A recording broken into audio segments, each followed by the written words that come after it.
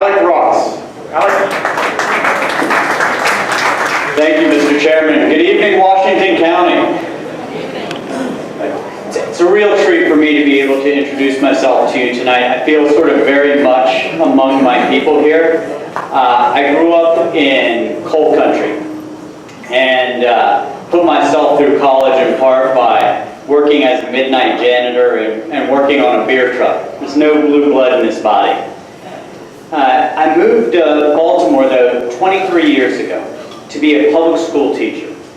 Taught 6th grade at Booker T. Washington Middle School in West Baltimore. I fell in love with the teacher across the hall.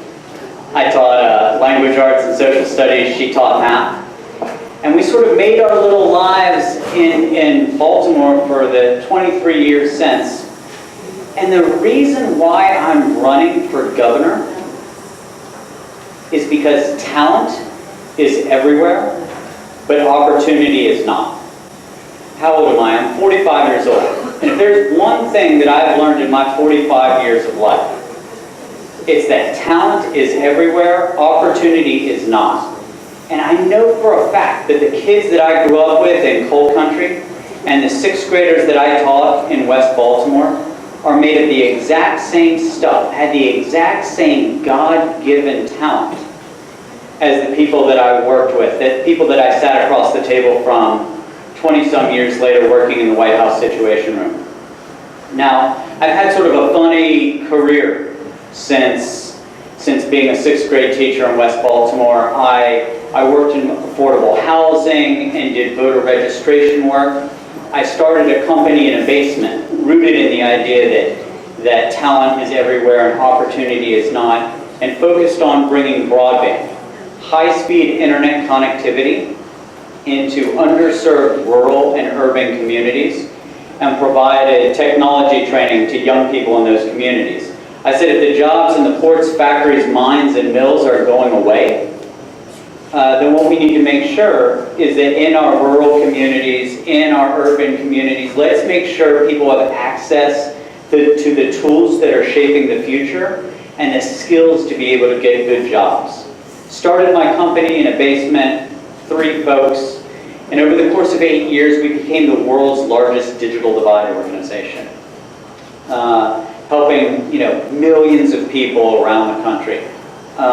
It was from this that I got to know Barack Obama, and then Senator Obama recruited me to run technology policy for his first presidential campaign. That went well, and I ended up having a good long run in his administration, running big government programs, mostly focused on national security, things like wiping out GPS in Syria, so the Syrian intelligence service couldn't find people based on where their cell phones are and assassinating them.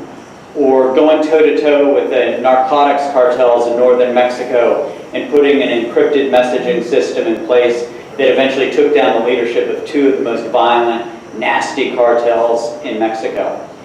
And since I was in government, ran massive multi-million, $10 million, $100 million projects with a ton of employees, I've had experience in government and know how it can work for the common good. And I know that in the state of Maryland, government can be a force to change the massive inequity that we have in this state. I'm very optimistic about the state of Maryland and sort of the wealth creation and the job creation that's going to take place, but I'm less optimistic about how inclusive it's going to be. I'm less optimistic about kids who are growing up in communities like Washington County. I'm less optimistic about kids who are growing up in West Baltimore and in Prince George's County. And so my focus as governor is going to be on enabling the rise of the rest. If all this wealth is going to be created, if all these jobs are going to be created, how can we make sure that young people from all of our zip codes can be a part of it? And this isn't about, oh, we're going to create, tens of thousands of computer scientists. No. I'm as focused on young people, for example, who aren't going to go to college. One thing that I fault Democrats for, I think we need to hold ourselves to account as Democrats sometimes.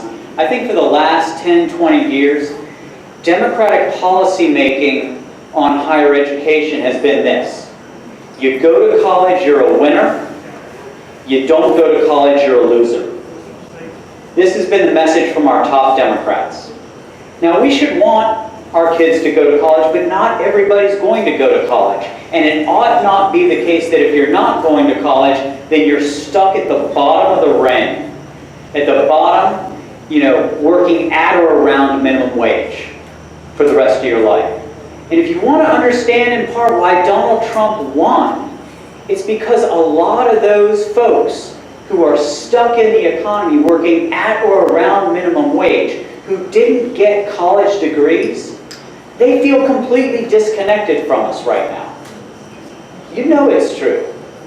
We've become an elitist party, and we've got to reconnect. We've got to reconnect with parts of America and parts of Maryland that we historically have ties to, but we've sort of lost it a little bit.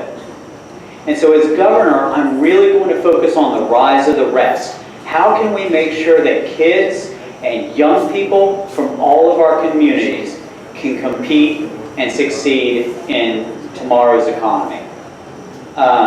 It's a real honor again for me to be here. You're going to see a lot of me.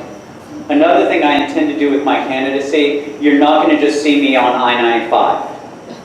We have made a mistake, again, as Democrats, with some of our micro-targeting and some of our identity politics, where we only focus on a couple little places where there is a high density of Democrats. The only candidate that will beat Larry Hogan is a candidate who will run in all 24 jurisdictions. You got to show up, you've got to engage, you got to run hard. Because talent is everywhere, opportunity is not. And Democrats need to be a part of the solution to that. My name is Alec Ross. Thank you so much for letting me introduce myself to you, and you're going to see and hear a lot more from me. Thank you.